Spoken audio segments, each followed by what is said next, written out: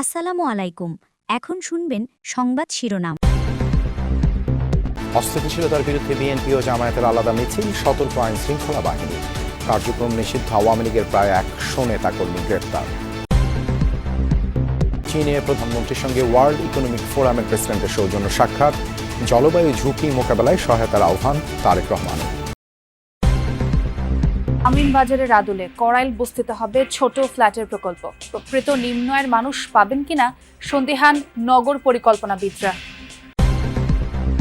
রাজধানীর মালিবাগ, বাসাবো, মাদার থেকে উন্নয়ন ও সংস্কার কাজে ধীর গতি। যানজটে অতিষ্ঠ মানুষ, ভুক্তভোগী খোদ সড়ক পরিবহন প্রতিমন্ত্রী। আসসালামু আলাইকুম। এতক্ষণ শুনছিলেন সংবাদ শিরোনাম, এখন শুনবেন বিস্তারিত। আওয়ামী লীগের প্রতিষ্ঠা বার্ষিকীকে কেন্দ্র করে আইন শৃঙ্খলা পরিস্থিতি নিয়ন্ত্রণে রাখতে ঢাকা, নারায়ণগঞ্জ, গোপালগঞ্জ, গাজীপুর, চট্টগ্রাম ও ফরিদপুরে সেনাবাহিনী মোতায়েন করা হয়েছে।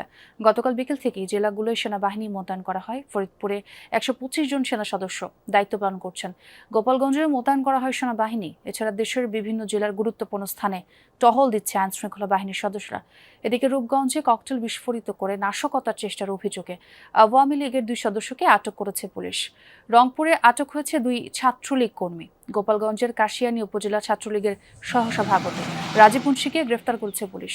এছাড়া আশুলিয়ায় আওয়ামী লীগের ঝটিকা মিছিল থেকে আটক হয়েছে 7 নেতাকর্মী। সরাসরি গোপালগঞ্জে যুক্ত হব, সহকর্মী মোজাম্মেল হোসেন মুন্নার সঙ্গে কথা বলবো। মুন্না, সকাল থেকে শহরের পরিস্থিতি কেমন দেখছেন? গোপালগঞ্জ আপনি জানেন যে সারা বাংলাদেশে এমন একটি নাম যে গোপালগঞ্জের নাম শুনলে মানুষ মনে করে যে এখানে সবসময় একটা উত্তপ্ত ভাব থাকবে। আসলে কিন্তু আজকে যে আপনি জানেন যে আজকে কার্যক্রম নিষিদ্ধ আওয়ামী লীগের আজকে প্রতিষ্ঠা বার্ষিকী। সেই প্রতিষ্ঠা বার্ষিকী উপলক্ষে আমরা যে ধারণা করেছিলাম যে গোপালগঞ্জ সারাদিন হয়তো বা উত্তপ্ত থাকবে বা আইন শৃঙ্খলার অবনতি হবে, তবে এই সকালে আমরা যেটি দেখছি, সকালে কিন্তু সেই অবস্থাটি নেই। একটি চাপা উত্তেজনা যে নেই সেটি না, চাপা একটি উত্তেজনা রয়েছে, তবে একটি ভীতিকর অবস্থাও রয়েছে, যে কারণে রাস্তাঘাট কিন্তু সকালবেলা এমনিতেই রাস্তাঘাট ফাঁকা থাকে। কিন্তু আজকে আমার কাছে মনে হচ্ছে যে আমরা আজকে সকালে যে কটি রাস্তা দেখেছি বা ঘুরেছি, সেখানে মানুষের উপস্থিতি আমরা একটু কম দেখেছি। সব মিলিয়ে গোপালগঞ্জ শহর বা গোপালগঞ্জ জেলার বিভিন্ন এলাকা আমরা যেটি খোঁজ নিয়ে জানতে পেরেছি, এ সমস্ত এলাকায় লোকজনের উপস্থিতি কম, রাস্তায় কম। বিশেষ করে অনেকেই সেনাবাহিনী, জানেন যে গতকাল সন্ধ্যা 7:30টার দিকে গোপালগঞ্জের সেনাবাহিনী এসেছে। তো গোপালগঞ্জ সেনাবাহিনী এসেছে বা আসবে এরকম একটি খবর যখন চাউর হয়ে যায় সব জায়গায়, স্বাভাবিকভাবেই যারা আওয়ামী লীগ বা ছাত্রলীগ বা তাদের সাথে যারা সরাসরি যুক্ত, তারা কিন্তু আগে ভাগেই কিন্তু গা ঢাকা দিয়েছে। তো আপনি আগেও বলেছেন যে গোপালগঞ্জে কিন্তু গতকাল রাতে কাশিয়ানী থানা পুলিশ ছাত্রলীগের এক সহসভাপতি তাকে গ্রেপ্তার করেছে। আর এছাড়া আজকে সকালে পুলিশের টহল আমাদের চোখে পড়েছে বিভিন্ন জায়গায়, বিভিন্ন গুরুত্বপূর্ণ স্থানে কিন্তু পুলিশ মোতায়েন করা হয়েছে, যাতে গোপালগঞ্জের আইন শৃঙ্খলা ভালো থাকে, গোপালগঞ্জের কোনো আইন শৃঙ্খলা কোনো অবনতি না ঘটে। তবে আমরা এখন পর্যন্ত সেনাবাহিনীর গাড়ি টহল আমাদের চোখে পড়েনি। তো হয়তোবা তারা একটু পরেই বা 10টার পরে হয়তোবা এরকম নামতে পারে। আমাদের কাছে সেরকম তথ্য এখন পর্যন্ত আসেনি যে তারা কখন বেরোবে। সব মিলিয়ে গোপালগঞ্জের যদি আমি পরিস্থিতির কথা বলি, তাহলে গোপালগঞ্জ এখন পর্যন্ত শান্ত শিষ্ট রয়েছে এবং কোথাও কোনো অঘটনের খবর আমরা পাইনি। অনেক ধন্যবাদ মুন্না আপনাকে। কার্যক্রম নিষিদ্ধ আওয়ামী লীগের সন্ত্রাসী কার্যকলাপ ও নৈরাজ্যের প্রতিবাদে নারায়ণগঞ্জে বিক্ষোভ মিছিল করেছে বিএনপি নেতাকর্মীরা। সোমবার রাতে কতুপুর ইউনিয়ন বিএনপির উদ্যোগে বিক্ষোভ মিছিলের আয়োজন করা হয়। ঢাকা নারায়ণগঞ্জ লিংক রোডের ভুইঘর বাসস্ট্যান্ড থেকে মিছিল বের হয়ে সাইনবোর্ড গিয়ে শেষ হয়। এ সময় আওয়ামী লীগের বিরুদ্ধে নানা স্লোগান দেন নেতাকর্মীরা। পরে সংক্ষিপ্ত সমাবেশে ফতুল্লা থানা বিএনপির সভাপতি শহীদুল ইসলাম টিটু বলেন, আওয়ামী লীগ যদি কোনো নাশকতা বা জ্বালাও পোড়াওয়ের চেষ্টা করে, তাহলে সেটার দাঁত ভাঙা জবাব দেয়া হবে। এই স্বৈরাচার শেখ হাসিনাকে মালয়েশিয়ায় 2 দিনের সরকারি সফর শেষে চীনে পৌঁছেছেন প্রধানমন্ত্রী তারেক রহমান। সোমবার রাতে বিমান বাংলাদেশ এয়ারলাইন্সের বিশেষ ফ্লাইটে চীনের দালিয়ান আন্তর্জাতিক বিমানবন্দরে অবতরণ করেন তিনি।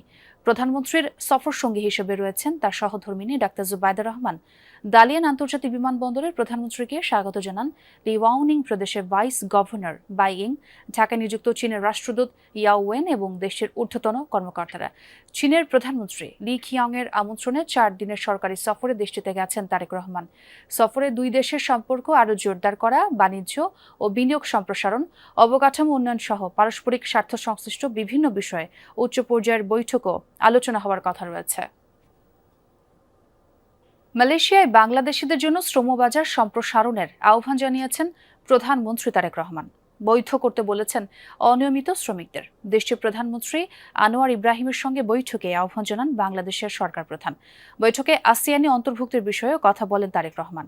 আনোয়ার ইব্রাহিম বলেন, শিক্ষা, কৃষি, পর্যটন, সংস্কৃতি সহ বিভিন্ন ক্ষেত্রে একসঙ্গে কাজ করার সুযোগ আছে 2 দেশের। মালয়েশিয়া থেকে আরিফিন শাকিলের রিপোর্ট। মালয়েশিয়ার প্রধানমন্ত্রী আনোয়ার ইব্রাহিমের আমন্ত্রণে রোববার কুয়ালালামপুরে পৌঁছেন প্রধানমন্ত্রী তারেক রহমান। সোমবার সকালে পুত্রজায়ার পেটদানা পুত্রা ভবনে আসেন তিনি।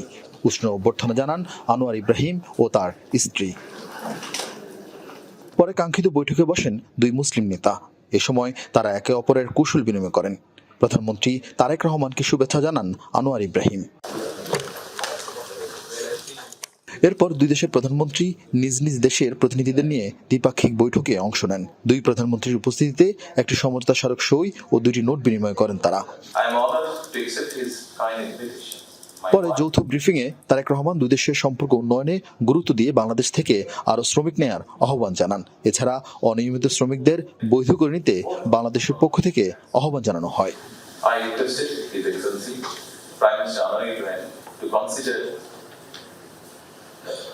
Recruiting more Bangladeshi workers as well as to open the labor market as soon as possible. I also raised issues relating to regularization of illegal workers and repatriation of the detained Bangladeshi if possible. আসিয়ানে যোগ দেওয়ার আগ্রহ জানানোর পাশাপাশি দীর্ঘদিন রোহিঙ্গা সংকট সমাধানে মালয়েশিয়ার সহায়তা চান প্রধানমন্ত্রী Tarique Rahman. Discuss regional cooperation. Bangladesh seeks closer engagement with ASEAN and aspires to become an ASEAN sectoral dialogue partner. We are also interested in joining the regional comprehensive economic partnership. I appreciate Malaysia's support for Bangladesh's regional integration efforts. এ সময় মালয়েশিয়ার প্রধানমন্ত্রী আনোয়ার ইব্রাহিম বলেন, শিক্ষা, পর্যটন, সংস্কৃতি ও কৃষিক্ষেত্রে 2 দেশের একসাথে কাজ করার সুযোগ রয়েছে। On other related issues like Petronas and Petrobangla,